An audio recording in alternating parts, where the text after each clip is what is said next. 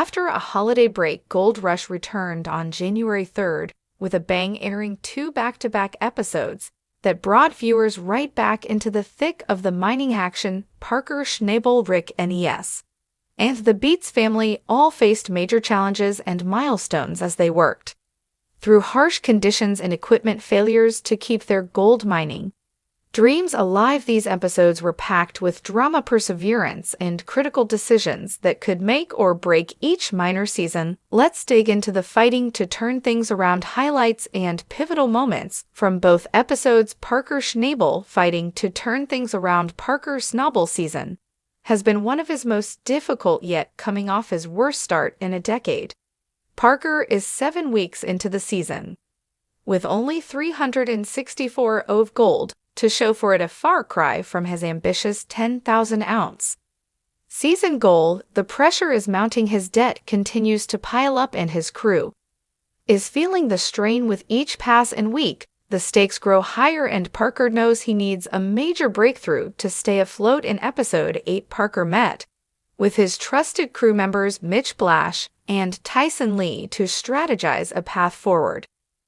Mitch focused on running paid dirt through wash plant Roxon, while Tyson was tasked with preparing a new pad near the bridge cut for Big Red. However, the team encountered issues when Tatiana Costa discovered a broken spring in Big Red's shaker deck. After fixing the problem and relocating the plant, both Roxanne and Big Red were up and running. The crew managed to increase their total to 56,750 Oz. But Parker knew they were still far behind schedule as the episode progressed. Viewers saw Parker's frustration grow. The constant mechanical failures and delays were taking a toll on him and his crew, yet despite the setbacks, Parker remained determined to turn things around. He emphasized the importance of teamwork and problem-solving, qualities that have been key to his success in the past. His leadership skills were put to the test as he navigated the challenges at Dominion Creek. By episode 9, things Rally Valley's big payoff remained bleak for Parker. 8 weeks into the season, he was hemorrhaging money at Dominion Creek. Roxon and Big Red were both operational, but new problems emerged. Roxon feeder conveyor jam and the wash plant suffered a torn belt. Despite these setbacks, the team pushed forward. A near disaster struck when a new crew member operating a dozer almost went over the edge of a cut, but Mitch's quick intervention prevented an accident. At the next weigh-in, the team's efforts brought their total up to 84.25 ohms. While it was an improvement, Parker knew he needed a major breakthrough to turn his season around. The pressure was mounting, and the question remained, can Parker Schnabel dig himself out of this hole, or will this season mark a significant setback in his mining career? Rick Nes. Rally Valley's big payoff. Rick Nes has had his own share of struggles this season, but Rally Valley has finally started to pay off. 3 days of sling brought in over 300 ounces of gold, giving his crew a much-needed boost toward their 1,500-ounce season goal. However, the future of his Dunn Creek claim remains uncertain due to potential water license issues for next year. In episode 8, the crew faced a significant challenge when water started seeping into Rally Valley, with conditions becoming dangerous. They had to move their only working pump to drain the cut. This was no easy task, and it required an all-hands-on-deck effort, despite delays caused by a flat tire on a rock truck.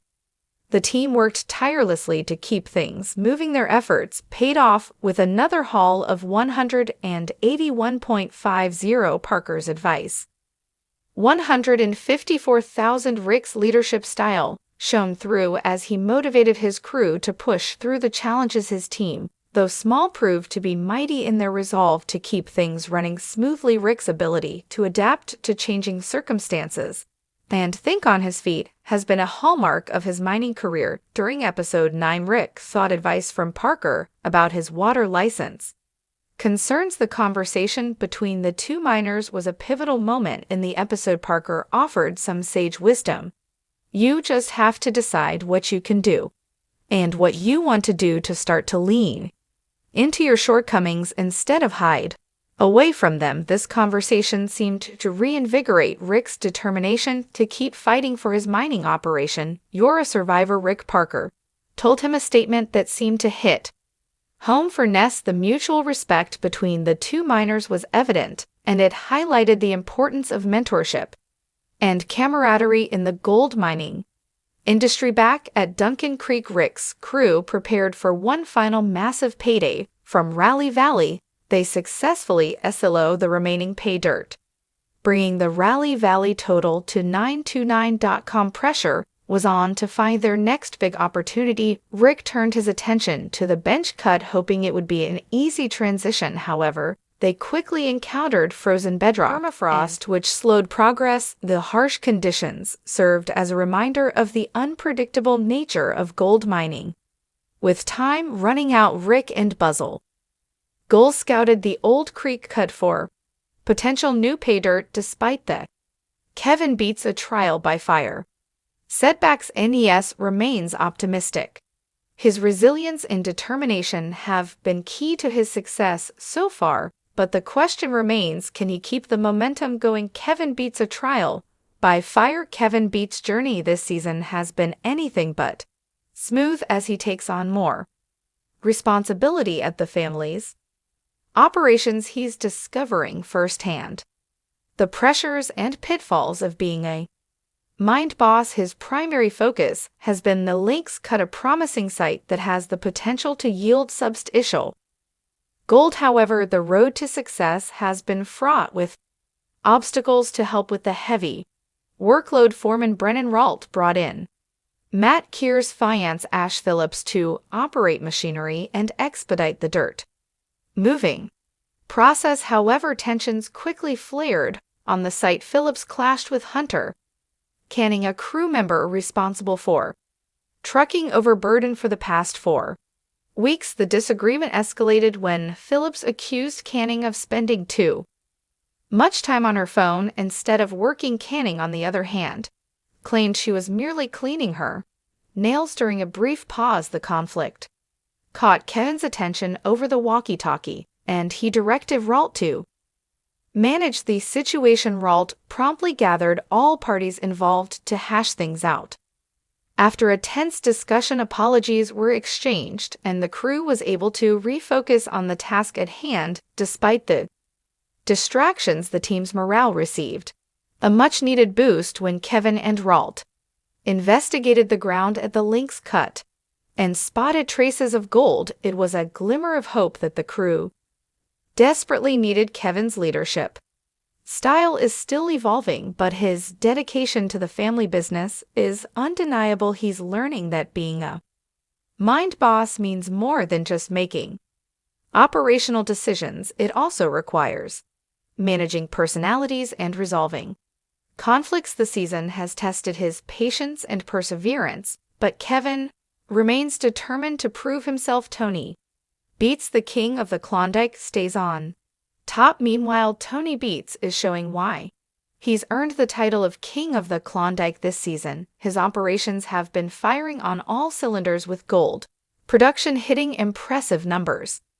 Tony's 2 primary claims, Indian River and Paradise Hill, have both been yielding significant returns thanks to the hard work of his trusted crew, including his son Mike and nephew Mike Beats. At Indian River, the focus has been on the comeback cut, where Aslo Ott and the Shaker Deck have been running non-stop. Mike Beats, who oversees this site, has been meticulous in his approach, ensuring that the wash plants operate efficiently and that gold recovery remains high. The results speak for themselves, with the comeback cut consistently delivering impressive amounts of gold. Over at Paradise Hill, Tony's son Mike has been working tirelessly to build up a massive pay pile from the super pit. This ambitious cut required extensive groundwork, but the payoff has been substantial. Tony's goal was to get the Tyrrell, a large rotating drum used for gold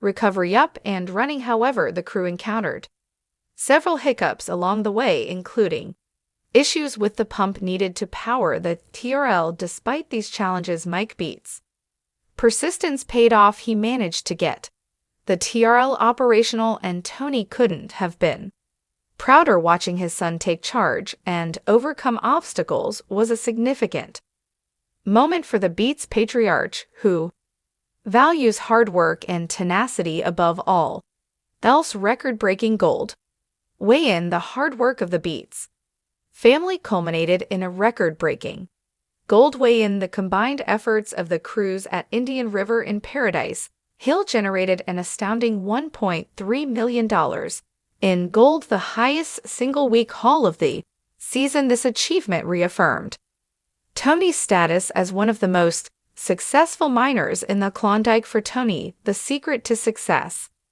lies in his ability to adapt and innovate. He's never been one to shy away from a challenge, whether it's navigating regulatory hurdles, managing large-scale operations, or dealing with unpredictable weather conditions. His leadership style